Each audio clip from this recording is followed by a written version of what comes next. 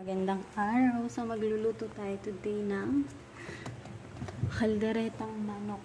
Ayan, guys. Wala tayong mga ingredients dito. Ay, naku, nabasa na yung Ayan, guys. So, ito yung ating ingredients. Nagsama-sama ko na lang. Yan ating manok frozen. Gigisa na tayo. Ayan.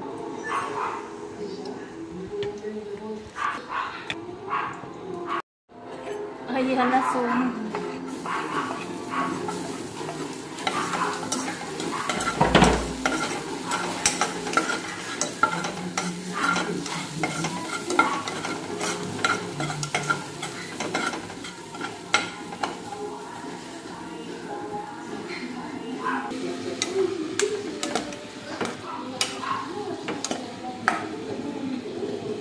Ano natin ang paninta.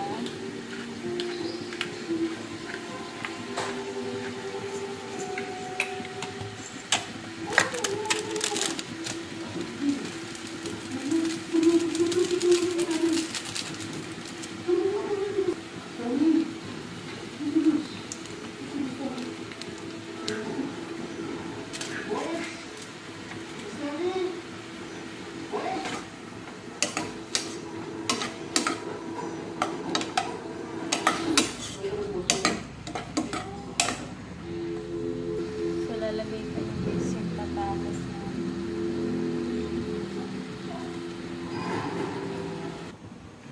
Ayan. Ayan, guys. So, ilalagay ko na yung patatas. Bali, inuna ko na yung carrots dahil matagas-tigas nga siya at mahirap.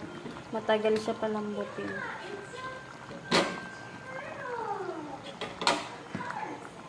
And then, maglagay ako ng tomato sauce.